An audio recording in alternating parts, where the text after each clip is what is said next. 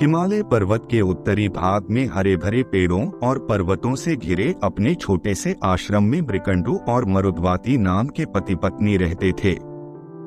वे बड़ी श्रद्धा और भक्ति से शिवजी की पूजा किया करते थे।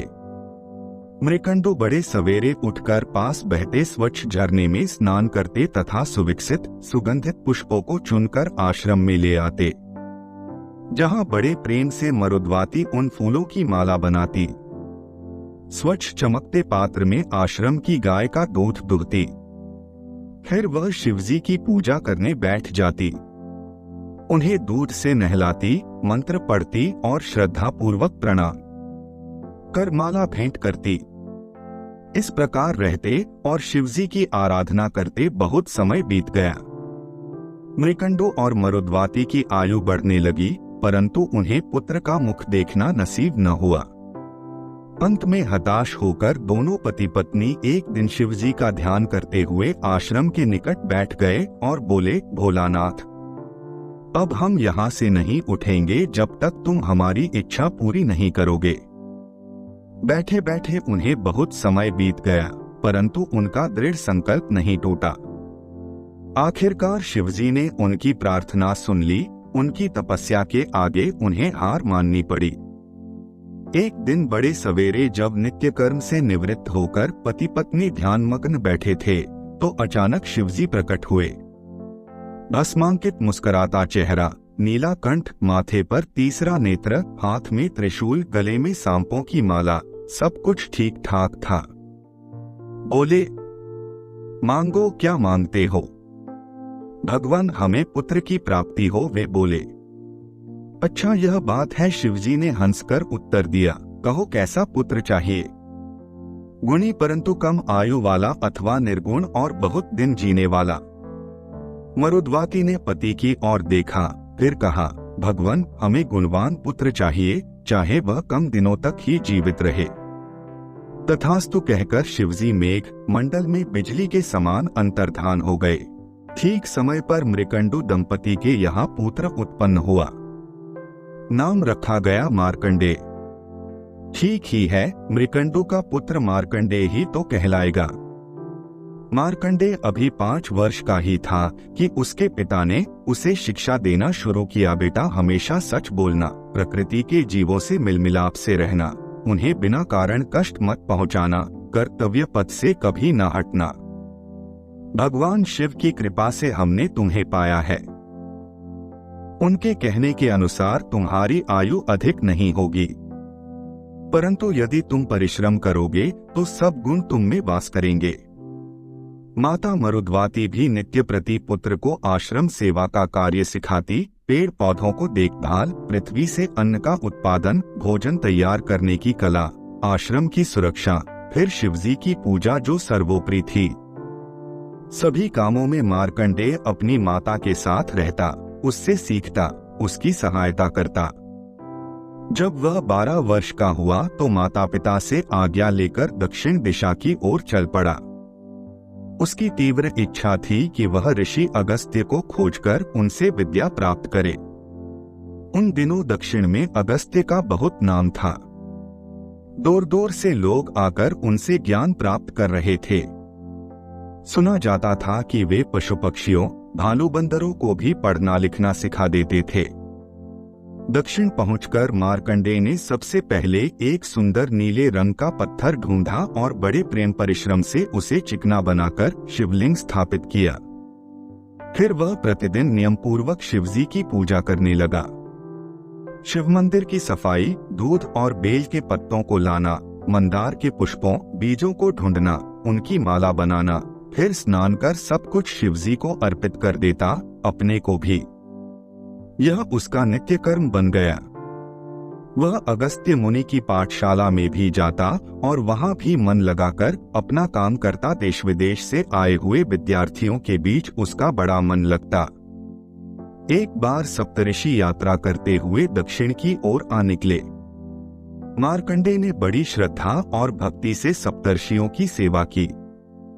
मरीचि, अंगिरा, अत्रि, पुलस्त्य, उलह, ऋतु और वशिष्ठ ऋषि, ये सातों ऋषि उसकी सेवा से बड़े प्रसन्न हुए।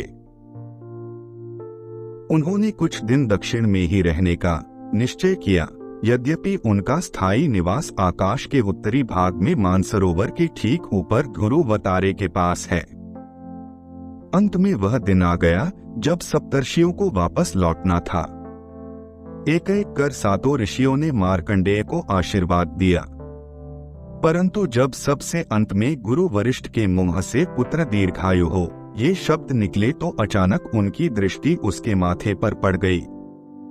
मार्कंडेय के ललाट की स्पष्ट रेखाएं उसकी अल्पायु की कहानी कह रही थीं।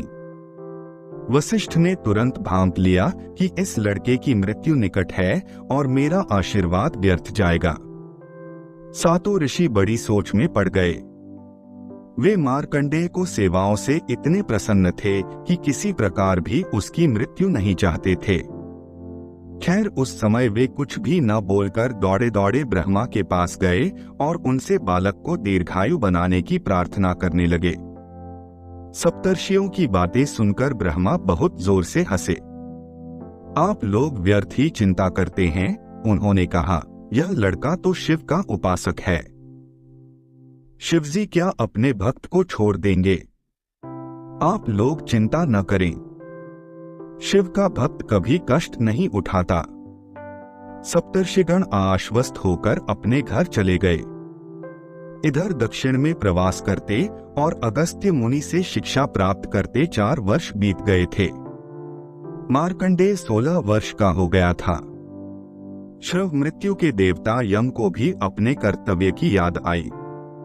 तुरंत अपना पाश हाथ में लेकर यम मार्कंडेय के पास पहुंच गया और पीछे से पाश का फंदा किशोरवय बालक के गले में डाल दिया। परंतु मार्कंडेय तो उस समय अपने इष्ट देव की पूजा में मग्न था। उसने यम से थोड़ा ठहर जाने को कहा। बालक की बात सुनकर यम बहुत जोर से हंसा। अरे मूर्ख, मौत भी किसी के लिए ठहरती है। वह बोला और फंदे का एक और लपटा बालक के चारों ओर खींच दिया, फिर उसे जोर से झटका।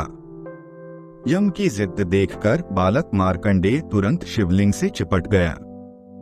अपनी लंबी बलिष्ठ बाहों से उसने शिवजी को अपनी छाती से लगा लिया और महामृत्युंजय मंत्र का जाप करने लगा। इधर यम के क्रोध का पारा चढ़ने लगा। उसे अपने काम में विलंब की आदत नहीं थी। वह तो मिनटों में आता और आनन फानन में अपना काम करके चला जाता था। यम ने अपनी पूरी शक्ति से रेशमी डोर को खींचा। बालक का गला रुंधने लगा। हे महादेव, रक्षा करो, वह चिल्लाया।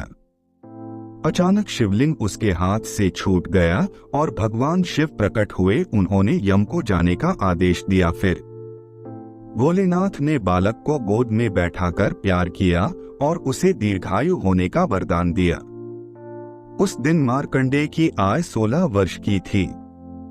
शिवजी की कृपा से उसमें आजीवन 16 वर्ष के नवयुवक के समान कार्य करने की शक्ति आ गई और मृत्यु के जीत लेने के कारण उसी दिन से लोग भोलेनाथ को भी मृत्युंजय कहने लगे। मार्कंडेय अपनी दृढ़ इच्छा और संकल्प शक्ति के कारण ही मृत्यु को पराजित करने में सफल हुआ था। यदि उसमें स्वयं जीवित रहने की प्रबल कामना न होती तो शिवजी भी उसकी सहायता नहीं करते, क्योंकि भगवान उन्हीं की सहायता करते हैं जो स्वयं अपनी सहायता करने को तत्पर रहते हैं। मृत्यु के मुख से बचकर किशोर मार्कंडेय और भी अधिक परिश्रम से पढ़ने लगा। उसके ज्ञान और विद्या की ख्याति दूर दूर तक फैलने लगी। मार्कंडेय बहुत काल तक जिए। अच्छे बुरे स्त्री पुरुषों को उन्होंने बहुत निकट से देखा, प्रकृति की विनाशकारी और कल्याणकारी शक्तियों को अलग अलग पहचाना और फिर अपने इस ज्ञान के निचोड़ को अपनी पुस्तक मार्कंडेय पुराण में लिख दिया।